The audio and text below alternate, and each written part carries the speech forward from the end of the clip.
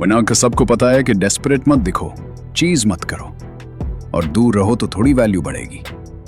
लेकिन एक चीज कोई नहीं बताता, अगर तुम चीज नहीं करोगे तो वो तुम्हारे पास आएगा। क्यों? तुम्हारे पास है क्या? तुम हो कौन? लॉ 8 का असली नाम ये नहीं है कि वेट करो, बल्कि असली नाम है कि बेट, यानी चारा बनाओ, जाल बिछाओ। मैंने भी सोचा था कि बॉस के पीछे भागना बंद कर दूं और वेट करूं कि वो मेरे पास आए, लेकिन वो मेरे पास आया ही नहीं, क्योंकि मैं रिप्लेसेबल था, कोई स्पेशल नहीं था। कीपर का ग्राफिक और नोकिया बमुकाबला आईफोन का मुआजना। रॉबर्ट ग्रीन लिखता है कि जरूरत पड़ने पर चारा इस्तेमाल करो, एक ऐसी चीज जो इतनी जरूरी हो कि लोग आए बना रह ही ना सकें। अगर तुम कोई नहीं हो तो सिर्फ बिजी या मिस्टीरियस दिखने से कोई फर्क नहीं पड़ता, लोग सिर्फ इग्नोर कर देते हैं। पावरफुल लोग पावरफुल इसलिए होते हैं क्योंकि वो गेट कीपर्स होते हैं, उनके पास किसी खास चीज की एक्सेस होती है और वो उसे कंट्रोल करते हैं। नोकिया ने भी सोचा था कि हम इतने बड़े हैं कि मार्केट खुद हमारे पास आएगी। वो इंतजार करते रहे और कोई बेट नहीं बनाई।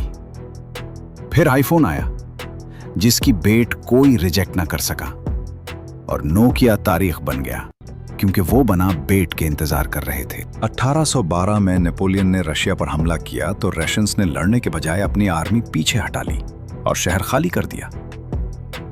नेपोलियन अंदर तक चला गया, जो कि एक बेट थी, और जब सर्दी आई तो उसकी 6 लाख की आर्मी में से सिर्फ चंद हजार बच पाए। एक और मास्टर क्लास 1905 में जापान और रशिया की जंग में हुई।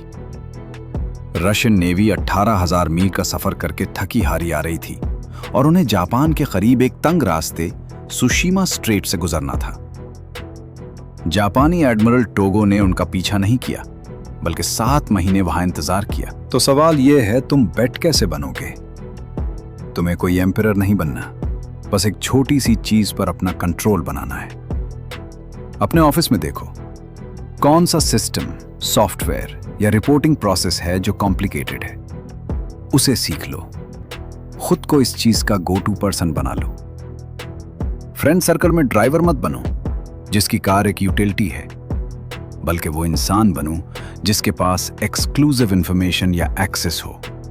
जब तुम्हारे पास एक्सेस होता है, प्लान्स तुम्हारे हिसाब से बनते हैं, और जब तुम सिर्फ अवेलेबल होते हो, तुम्हें प्लान्स में जस्ट ऐड किया जाता है। रिलेशनशिप्स में भी अगर तुम हमेशा अवेलेबल हो तो तुम बोरिंग हो, लेकिन अगर तुम इमोशनल अंडरस्टैंडिंग या कोई खास स्किल देते हो तो वो तुम्हारी बेट है। याद रखो, बेट रियल होनी चाहिए। फेक स्कैरसिटी सिर्फ आर्जी काम करती है। इस हफ्ते एक बहुत सिंपल काम करो। अपने आसपास, ऑफिस, घर या बिजनेस में एक गैप आइडेंटिफाई करो। कोई ऐसी चीज जो जरूरी है लेकिन उसे कोई हैंडल नहीं कर रहा। उसे अपने कंट्रोल में ले आओ, सीखो, मास्टर करो। अगले कुछ हफ्तों में खुद को इस चीज का डिफॉल्ट पर्सन बना लो। जब लोगों को जरूरत होगी, वो ऑटोमेटिकली तुम्हारे पास आएंगे। तुम्हें चीज करने या खुद को प्रूव करने की जरूरत नहीं पड़ेगी, क्योंकि तुम्हारे पास वो ईस्ट होगा जो उन्हें चाहिए। इसलिए स्कैरस मत बनो, नेसेसरी बनो। मिस्टीरियस मत बनो, अरिप्लेसेबल बनो। अनअवेलेबल मत बनो, अनकंट्रोल बनो।